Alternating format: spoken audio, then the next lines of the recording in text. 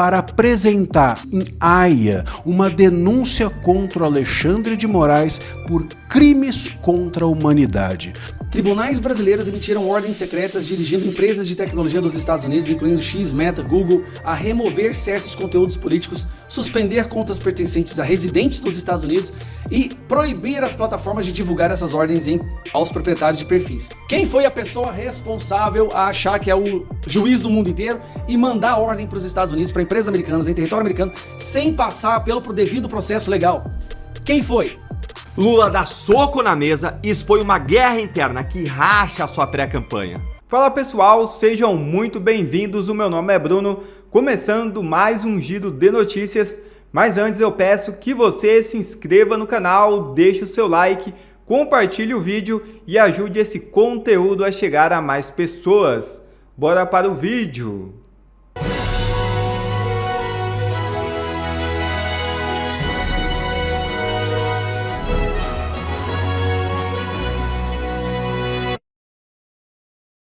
TSE vê fake news contra Flávio e determina a remoção de vídeo de petista. É isso mesmo. Decisão fixa prazo de 24 horas para a exclusão do conteúdo que associou o senador à facção criminosa PCC. É isso mesmo. O Tribunal Superior Eleitoral determinou a retirada em até 24 horas de um vídeo publicado por um militante petista que atribui ao senador e pré-candidato à presidência, Flávio Bolsonaro, a prática de crimes sem respaldo em investigações nem decisões judiciais. A decisão liminar assinada pelo presidente da Corte, ministro Nunes Marques, foi obtida pela Oeste. O militante Tiago dos Reis Pereira dos Santos, responsável pelo site Canal Plantão Brasil, publicou um vídeo intitulado PF pega ligação de Bolsonaros com PCC e Bolsonaro se desespera e joga Flávio na fogueira, em 26 de junho. Nele, o petista associava o pré-candidato à facção criminosa Primeiro Comando da capital. Segundo o TSE, o conteúdo apresentava como fatos comprovados acusações de lavagem de dinheiro, evasão de divisas, peculato e ligação com organização criminosa, sem até o momento existir nenhum indiciamento, denúncia ou decisão judicial que sustente essas imputações contra Flávio. Para Nunes Marques, a liberdade de expressão garante o direito de crítica política, mas não permite a divulgação de informações falsas apresentadas ao eleitorado como verdadeiras. Bom, já deu para perceber que essas eleições serão diferentes de 2022, quando Alexandre de Moraes era o presidente do TSE e permitia tudo contra Bolsonaro. Marco Rubio detona Lula e confirma o que o país mais temia. Veja o vídeo. Todo mundo sabe hoje que o Lula conseguiu o que ele tanto queria, o que ele tanto vinha trabalhando durante um ano, que é o tarifaço em cima do Brasil para poder usar isso como uma bandeira de soberania e de que ele verdadeiramente defende o Brasil e a direita e o bolsonarismo não. Só que eu acho que esse tiro vai sair pela culatra e eu vou te explicar por quê. Primeiro que não é apenas o Lula o culpado, tem uma outra pessoa que também é igualmente responsável por esse tarifaço e eu vou te falar ao longo do vídeo, então aguenta aí. O Marco Rubio e as instituições responsáveis pelo tarifaço no Brasil não só anunciaram que o tarifaço ia acontecer, vai acontecer, tá oficial, mas indicaram o responsável. Lula não contava com isso. Lula não contava que o Marco Rubio fosse fazer isso aqui, ó. Hoje o presidente Trump determinou que a USTR, né, a Trading, impõe uma tarifa de 25% sobre a maioria das importações brasileiras. Não haja confusão sobre o motivo. O presidente Lula e seu governo não negociaram com os Estados Unidos de boa fé. Suas políticas econômicas são ruins para os americanos e ruins para os brasileiros. No último ano, Lula colocou seu próprio ego à frente de fazer um acordo pelo bem-estar do povo brasileiro e essas tarifas são presas por isso. Basicamente, o que o Marco Rubio está falando? Olha, meus amigos, o Lula fez o L, não veio negociar, tentou sim cavar essas tarifas porque via nisso um ganho eleitoral. Está confirmado. Lula está destruindo o Brasil, empobrecendo a nossa nação, porque ele acha que dessa forma ele tem uma bandeira eleitoreira agora nos próximos 80 dias. Mas vamos lá. Um dos motivos também que fez com que os Estados Unidos decidissem tomar essa decisão. Tá aqui, ó, United States Trading Representatives, que é a entidade responsável pela tarifaço. Comércio digital. Tribunais brasileiros emitiram ordens secretas dirigindo empresas de tecnologia dos Estados Unidos, incluindo X, Meta, Google, a remover certos conteúdos políticos, suspender contas pertencentes a residentes nos Estados Unidos e proibir as plataformas de divulgar essas ordens aos proprietários de perfis. Para reforçar o cumprimento, tribunais brasileiros também submeteram empresas de tecnologia dos Estados Unidos a multas diárias por não conformidade ou exigiram que elas cessassem a operação no Brasil. Quem que fez isso? Quem foi a pessoa responsável a achar que é o juiz do mundo inteiro e mandar ordem para os Estados Unidos, para empresas americanas, em território americano, sem passar pelo devido processo legal? Quem foi? Alexandre de esse mesmo, tá vendo? Você é um cara que entende política, você é uma pessoa que entende política, mas a situação é tão triste que até mesmo a imprensa entendeu o recado. Escuta isso aqui. Vai ser contraditório, mas se há alguém que pode comemorar o tarifaço, é o presidente Lula. Virou um ativo eleitoral relevante para a campanha dele à reeleição. Faço um último destaque, Caio, dessa chamada com Jameson Greer, no momento em que ele é questionado sobre as negociações com o governo brasileiro. Ele indica que nesse ano de negociação junto ao governo brasileiro, não viu o governo brasileiro receptivo a essas negociações. Ele indica que só viu o governo de fato mais engajado, o governo brasileiro mais engajado nessas negociações nas últimas 6 semanas. Para o recado do Brasil, eu acho que o pior é esse, é dizer que tudo bem a gente não negociar com os Estados Unidos. Talvez isso reforce, né, Lorival, essa ideia dos Estados Unidos, que o Jameson Greer disse aos ministros brasileiros na reunião de ontem, de que ele sente que faltou empenho do Brasil. Faltou empenho do Brasil? Acho que se você comparar com todos os outros parceiros comerciais, né, é evidente a diferença, né? Quer dizer, você tem... Ou seja, o Brasil não foi defender, o governo brasileiro não foi defender o interesse dos brasileiros. Mas calma, vamos ver aqui. As investigações mostraram exatamente isso. As investigações da seção 301. Os resultados dessa investigação revelaram que tribunais brasileiros adotaram, sim, medidas no campo do comércio digital que constituem, segundo ele, uma barreira comercial injusta. Por exemplo, tribunais brasileiros emitiram ordens silenciosas determinando que empresas de tecnologia daqui dos Estados Unidos removessem determinados conteúdos políticos e até mesmo contas pertencentes a um presidente, além de proibirem as plataformas de divulgarem essas ordens aos proprietários desses perfis. Que foram as decisões do Alexandre de Moraes quando ele manda derrubar centenas, milhares de contas sem explicar o porquê, nas eleições de 2022. E agora sofremos todos nós as consequências por conta de 2 pessoas. Lula, que quer o tarifaço para usar isso de forma eleitoreira, e vai conseguir, porque o petista mesmo não entende nada. E o Alexandre de Moraes, que transformou o Brasil numa espécie de ditadura cheio de censura, e os Estados Unidos estão falando, olha, não tem como eu deixar, né? Não tem como você atacar empresas americanas porque tem um doido querendo censurar todo mundo. E impor cada vez mais tarifas. E, para terminar, tem mais algumas explicações. Aqui ele fala, por exemplo, um impressionante 91% de desmatamento na Amazônia foi colheita ilegal entre 2023 e 2024, produtos de madeira, ordem ilegal contra... Peraí, lembra que a gente via aquelas notícias de que estava batendo recorde de desmatamento? Tava mesmo. E esse recorde de desmatamento era extração ilegal de madeira na Amazônia. Opa, aqui, ó. Extração ilegal de madeira na Amazônia. E que o governo, né, estava ajudando nisso daí. E aí vem a censura, fala também sobre... Aqui, ó. Fala também sobre tarifas injustas e preferenciais. Essa aqui da corrupção é maravilhosa. Só para terminar, só para concluir agora, olha isso aqui. A propriedade intelectual, cadê a... Aqui. Cadê a tradução desse negócio aqui? Tarifa... Não, já foi esse aqui. É esse aqui que eu quero mostrar. Aplicação da lei anticorrupção. A corrupção no Brasil não é novidade, mas com suas ações recentes, o Brasil se distanciou ainda mais das normas globais relacionadas ao combate ao suborno e à corrupção. No último, aqui é Dias Toffoli contribuindo, tá? O Brasil obteve mais de apenas 35 dos 100 pontos de índice de percepção de corrupção da Transparência Internacional. dado o envolvimento de empresas brasileiras em alguns dos maiores casos de corrupção do mundo na última década. A OCDE expressou preocupação sobre a incapacidade do Brasil de alcançar um nível sustentável de aplicação da lei contra o suborno estrangeiro, consistente com seu perfil econômico. Basta? Precisa de mais alguma coisa para você entender de quem é a culpa desse tarifaço? E te falo mais. Lula vai inventar retaliação para dar uma de bonzão que enfrenta o Donald Trump, mas quem vai pagar o preço por isso são os brasileiros, são nós brasileiros. Tudo porque ele percebeu que há uma brecha ali, uma possibilidade de aproveitar essas tarifas de forma eleitoreira. O que o Lula mais quer, e o Brasil precisa ouvir isso, é que essa tarifa aumente. Curiosamente, China está colocando tarifa em cima da carne do Brasil que pode chegar a 67%, ninguém fala nada. União Europeia colocando tarifa sobre a carne brasileira também, ninguém fala nada. Agora o povo está falando só do tarifaço do Donald Trump, que ele deu um ano para o Brasil defender e o governo Lula não foi fazer a defesa. O governo Lula cavou esse tarifaço.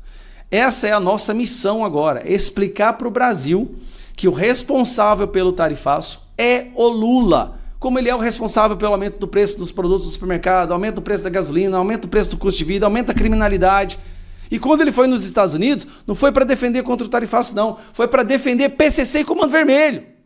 Para que eles não fossem considerados grupos terroristas. Esse é o presidente do Brasil. Lauro Jardim publicou hoje na sua coluna no Globo que um grupo de bolsonaristas está se organizando para apresentar no mês que vem em Haia uma denúncia contra o Alexandre de Moraes por crimes contra a humanidade. A pergunta séria que a gente precisa fazer é a seguinte: e aí, isso tem fundamento jurídico ou é só para inglês ver? Eu vou te contar isso agora. Bom, o fato, como eu disse, é que o Lauro Jardim trouxe a informação de que o jornalista Oswaldo Eustáquio, que é perseguido lá na Espanha, e o advogado da Carla Zambelli, que é alguém que está sendo perseguida na Itália, e ambos pelo Moraes, e ambos, inclusive, foram blindados pela Espanha e pela Itália dessa perseguição, estão organizando essa denúncia contra o Alexandre de Moraes em Haia por crimes contra a humanidade. E como eu mencionei, a pergunta que tem que ser feita é a seguinte: na letra fria da lei, ali direitinho, na letra fria, sem emoção, é crime contra a humanidade o que o Moraes faz ou fez com essas pessoas? Sim, é crime contra a humanidade. O Estatuto de Roma, do qual o Brasil é signatário, portanto nós nos vinculamos assinando esse estatuto, considera que você perseguir alguém ou um determinado grupo politicamente é um crime contra a humanidade, mesmo em tempos de paz. Não importa se há guerra ou se não há guerra, não importa qual o grupo político, se você se vale do seu poder para perseguir alguém ou algum grupo politicamente, você comete, na visão do Estatuto de Roma, do qual nós somos signatários, comete crime contra a humanidade. Ou seja, o Moraes pode sim ser considerado um perseguidor, tanto que ele perseguiu Zambelli, o STF da Itália assim considerou 2 vezes, o Oswaldo Eustáquio também. O Moraes tentou extraditá-lo da Espanha e não conseguiu, porque lá considerou-se que ele estava sendo perseguido pelo Moraes, portanto ele é considerado um perseguidor. E alguém que persegue alguém ou um grupo político é considerado pelo estatuto, do qual nós assinamos aqui no Brasil, é considerado crime contra a humanidade. Portanto, Moraes pode se enquadrar, sim, na letra fria da lei, como alguém passível de ser julgado e até condenado por crime contra a humanidade. Isso já aconteceu em outros momentos. Para vocês terem uma ideia, em Nuremberg, os alemães, juízes, magistrados que participaram do regime ali do Adolfo, eles foram condenados por utilizarem as suas togas e os seus tribunais para perseguirem politicamente, no caso, os judeus. Então, há inclusive um precedente pesado de juízes punidos por perseguir politicamente grupos ou pessoas. O ponto, claro, é que é muito difícil que isso aconteça. Na prática é uma coisa, na teoria é outra. Na prática é muito difícil, quase impossível que o Tribunal Penal Internacional se debruce a respeito dessa questão, mas, com certeza, se isso for levado adiante, se isso for posto na mídia internacional, se isso circular, o que importa mesmo é que a imagem do Moraes vai sendo, de alguma forma, implodida lá fora. Já foi nos Estados Unidos, no caso Alan dos Santos, já foi na Itália, no caso Zambelli, já foi na Espanha, no caso Eustáquio, já foi na Argentina, pelos que lá estão refugiados, e agora seria também em Haia, no Tribunal Penal Internacional. Isso é muito importante, porque se aqui no Brasil, por incrível que pareça, há uma imprensa ainda e setores da sociedade que ainda blindam o Moraes, talvez essas luzes que venham de fora possam iluminar as ilegalidades e abusos cometidos aqui dentro. A gente vai seguir atento a essa história e eu vou te contar os detalhes quando os detalhes vierem. Deixa aqui o seu comentário, a gente vai seguir juntos, atento. Lula dá soco na mesa e expõe uma guerra interna que racha a sua pré-campanha. O maior problema de Lula hoje qual é? Não é o adversário Flávio Bolsonaro. Não é também o tarifaço dos Estados Unidos, esse ruim para o Brasil e para os brasileiros. Mas para Lula, na verdade, é uma verdadeira bênção eleitoral. Afinal de contas, ele vai sair por aí gritando soberania. O maior problema do Lula hoje é o caos instalado dentro da própria equipe que chega a brigar na frente dele. E quem revelou isso não fui eu não, foi a Folha de São Paulo, um jornal que ninguém pode acusar de ser bolsonarista, né? Lê comigo aqui essa cena.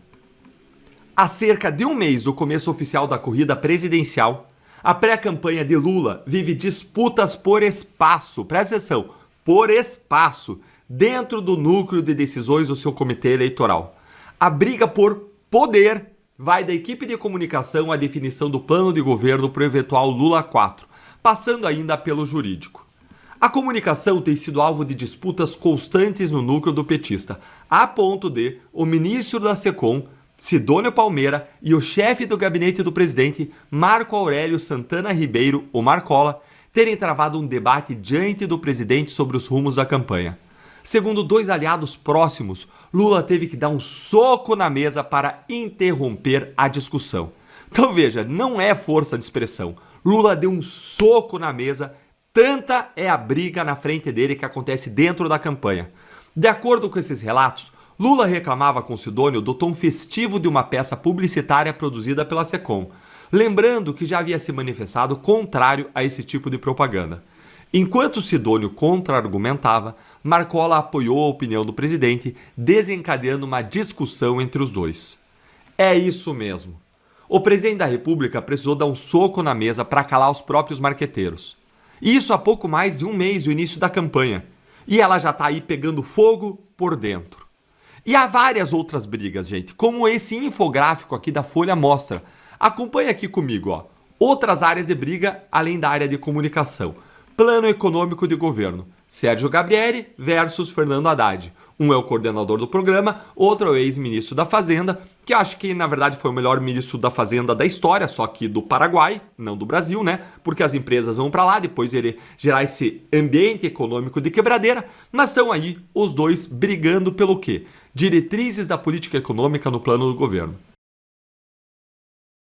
Briga também na equipe jurídica. De um lado é Dinho Silva, presidente do PT, e do outro Marco Aurélio Carvalho, coordenador do grupo Prerrogativas. Motivo?